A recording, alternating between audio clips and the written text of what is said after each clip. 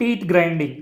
చిన్నపిల్లల్లో రాత్రి పడుకున్న తర్వాత మీ పిల్లలు పళ్ళు కొరుకుతూ ఉంటారు, గట్టిగా కటకట అని శబ్దం వస్తూ ఉంటుంది చాలామంది పిల్లల్లో.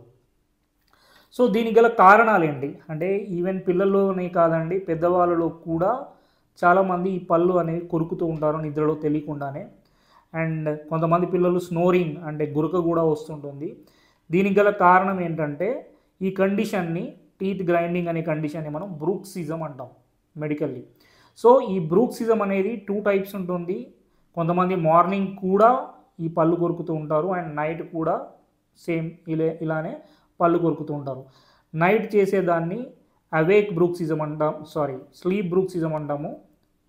మార్నింగ్ చేసేదాన్ని అవేక్ బ్రూక్సిజం అని అంటాం. ఈ అవేక్ బ్రూక్సిజం ఎందుకు వస్తుందంటే అంటే మార్నింగ్ టైంలో ఈ పళ్ళు ఎందుకు కొరుకుతారంటే due to stress and anxiety అని చెప్తాం. అదే నైట్ టైంలో మీరు పళ్ళు కొరుకుతున్నారంటే మీ పిల్లలు, దానికి కారణం ఏంటంటే ఐదర్ రెస్పిరేటరీ ట్రాక్ట్ ఇన్ఫెక్షన్స్ ఏవైనా ఉండుంటే కూడా మీ పిల్లలకి ఇలా నైట్ టైంలో పళ్ళు కొరుకుతూ ఉంటారు. ఇంకా చాలా రీజన్స్ ఉన్నాయి. So the first reason is vitamin deficiencies. ముఖ్యంగా పిల్లల్లో వైటమిన్ B5 ప్యాంటథెనిక్ యాసిడ్ తగ్గడం వల్ల, అండ్ చాలామందిలో మెగ్నీషియం డెఫిషియన్సీ అంటే పిల్లల్లో మెగ్నీషియం డెఫిషియన్సీ ఉంటే కూడా చాలామంది పిల్లల్లో ఈ టీత్ గ్రైండింగ్ చూస్తున్నాము. అండ్ వైటమిన్ D3 కూడా తగ్గుతుంది, కొంతమందిలో విటమిన్ B12 కూడా తగ్గుతున్న కేసెస్లో కూడా చూస్తున్నాం. సో ఇవే కాకుండా చాలా రకాల కేసెస్లో అంటే కొన్ని కేసెస్లో పిల్లల్లో డ్యూ టు యాంగ్జైటీ స్ట్రెస్ వల్ల కూడా మనకు ఈ పళ్ళు కొరకడం అనే కండిషన్ని చూస్తున్నాము. అండ్ ఇంకా కొన్ని మెడికల్ కండిషన్స్ లైక్ GERD అంటాము, అంటే డైజెస్టివ్ ఇష్యూస్ ఉండే కండిషన్ని గర్డ్ అంటాము, GERD. ఇట్లాంటి కేసెస్లో కూడా కొంతమందికి మనకు ఇలా టీత్ గ్రైండింగ్ చూస్తున్నాము. అండ్ ఇంకా మీకు వామ్ ఇన్ఫెస్టేషన్, నులి పురుగులు అంటాం కదా, ఈ వామ్ ఇన్ఫెస్టేషన్స్ ఉన్న కేసెస్లో కూడా చూస్తున్నాము. అండ్ బిహేవియరల్ ఇష్యూస్ అంటే ADHD లాంటి కండిషన్స్లో కూడా ఇట్లాంటి మనకు టీత్ గ్రైండింగ్ లాంటి అంటే బిహేవియరల్ ఇష్యూస్ ఉన్న పిల్లల్లో కూడా మనకి టీత్ గ్రైండింగ్ చూస్తుంటాము. అండ్ కొన్ని కేసెస్లో పెద్దవాళ్ళలో కిడ్నీ రిలేటెడ్ ఇష్యూస్ ఉంటే కూడా మనం చూస్తాము. అండ్ స్టార్టింగ్లో చెప్పినట్టు బ్రీతింగ్ ఇష్యూస్ అంటే శ్వాస ఇబ్బంది ఏదైనా ఉంటే కూడా మనము ఈ పళ్ళు కొరకడం అనే కండిషన్ను చూస్తూ ఉంటాము.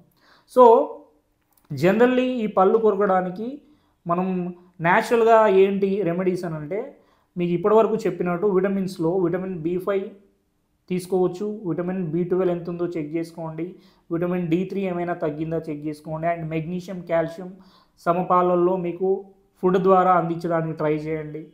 డైలీ ఒక బాయిల్డ్ ఎగ్ ఇస్తూ ఉండండి, అండ్ బనానా కూడా ఇస్తూ ఉండండి. దీంట్లో పొటాషియం రిచ్గా ఉంటుంది కాబట్టి మీకు అవసరం పడుతుంది. అండ్ ఏవైనా టీత్ ఇష్యూస్ ఉన్నాయా ఒకసారి మీ డెంటల్ డాక్టర్ని కలవండి. అండ్ ఇవే కాకుండా ఇంకొక మెయిన్ రీజన్ ఉందండి, దట్ ఈజ్ పిల్లల్లో కోపం. మీరు మీ పిల్లల్ని ఎప్పుడు కమాండ్ చేస్తూ ఉంటారు అంటే మీరు ఈ టైంకి ఇదే చేయాలి, మీరు ఇదే చదవాలి, మీరు ఇదే చేయాలి, మీరు పిల్లలతో ఆడుకోకూడదు, మీరు ఈ పిల్లలతో దూరంగా ఉండాలి, వీళ్ళతో ఫ్రెండ్షిప్ చేయొద్దు, ప్రతి ఒక్క వాళ్ళ పర్సనల్ ఇష్యూస్లో అంటే చిన్నపిల్లల్లో పర్సనల్ ఉండదు కానీ మీరు ప్రతి దాంట్లో వాళ్ళకు అడ్వైస్ చేస్తూ ఉంటే వాళ్ళకు కోపం పెరిగిపోతూ ఉంటుంది. అండ్ స్కూల్లో కూడా ఏదైనా టీచర్ మనకు నచ్చక, మనకు సబ్జెక్ట్ రాక ఊరికే మనల్ని పోక్ చేస్తున్నప్పుడు, అండ్ ఇంట్లో కూడా పేరెంట్స్ కూడా మార్క్స్ అని ఊరికే పోక్ చేస్తున్నప్పుడు పిల్లల్లో అనవసరమైన కోపం పెరిగిపోతుంటుంది, యాంగర్ ఇష్యూస్ వస్తుంటాయి, అండ్ దీంతోపాటు యాంగ్జైటీ ఇష్యూస్ వస్తుంటాయి. సో దానివల్ల పిల్లల్లో ఇదంతా కూడా మీకు మార్నింగ్ టైంలో వాళ్ళు చెప్పలేక రాత్రి టైంలో ఇలా పళ్ళు కటకట కటకట కొరుకుతూ ఉంటారు. దట్ ఈస్ అంటే మీరు ఎప్పుడైనా గమనించండి, మీకు ఎప్పుడైనా కోపం వస్తున్నప్పుడు అంటూ ఉంటారు కదా సీరియస్గా, సినిమాలలో మన బ్రహ్మానందం కూడా కటకట కటకట అని శబ్దం చేస్తుంటారు కదా. సో అట్లా this is not a joke.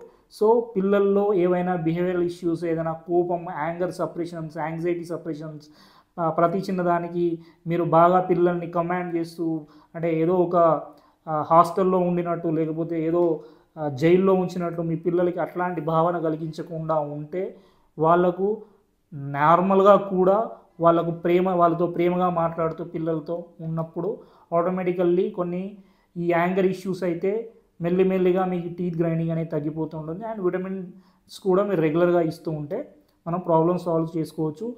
అయినా తగ్గట్లేదనంటే మీకు హోమియోపతిలో ద బెస్ట్ మెడిసిన్స్ ఉన్నాయి తగ్గించడానికి. So I'm doctor Satishwara.